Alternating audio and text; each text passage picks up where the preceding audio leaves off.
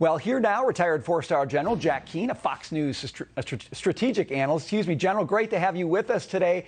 The big question, of course, is does the meeting today, Biden's meeting with Vladimir Putin, change anything? Does it in any way deter the Russians? Well, we're not going to know that for some time, but certainly I think it's important to have the meeting.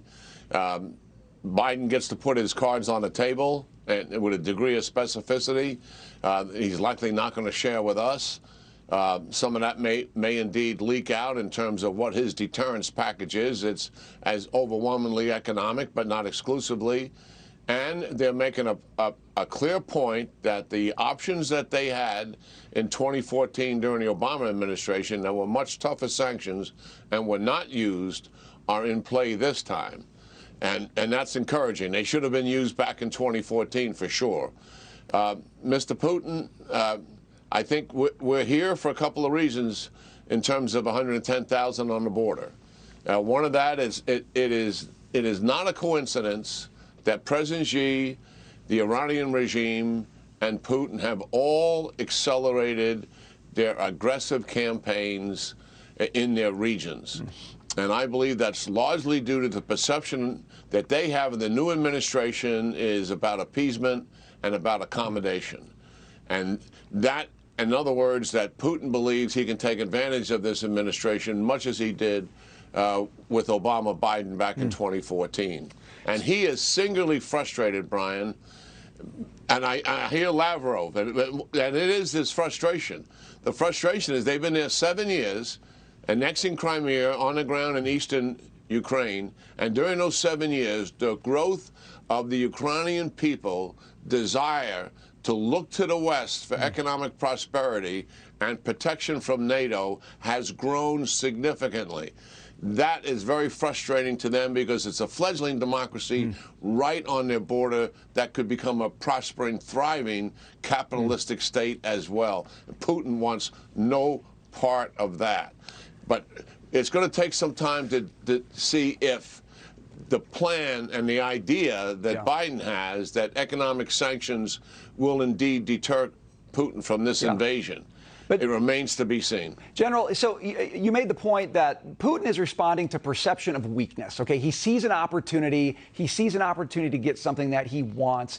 Do you think President Biden in today's meeting brought enough in terms of talking about tougher economic sanctions, in terms of talking about sending material to Ukraine, in terms of talking about helping allies on the border with Russia? Do you think he brought enough to change Putin's perspective? Was this a wake-up call for Putin, or was he really not impressed, do you think, by what he heard from the American president today? Well, you put your finger on something, and I've had problems with right from the outset in dealing with President Biden in foreign policy. And that is, I believe leaders look at him and they don't see that kind of determination and resolve. They don't see the strength that Ronald Reagan had. They don't see the policies that President Trump had that put in place to counter China and confront them for the first time ever to what they did with Iran, certainly coming out of the deal and maximum sanctions and then killing Qasem Soleimani, which was a huge wake-up call for the Iranians. And many people, observers, underestimate the power of that act, to be quite frank about it. And also, it was the first time under Trump that lethal aid was provided to Ukraine. Remember, the Obama administration had ignored it for 6 years. And also, he went after Nord Stream 2. So those actions that are taken, they matter, and they are deterrent in of themselves. So I have concerns, yes. You put your finger on the weakness here, and that is, does President Biden have that kind of determination and that kind of resolve to convince Putin that he's dead serious? Question mark about that. General, really quickly, I want to get your take on the Nord Stream pipeline. We're hearing talk now that we may see a reversal on that. The Biden administration says that's our leverage. Do you agree, or do you think that still remains Russia's leverage because of how the president acquiesced on that earlier?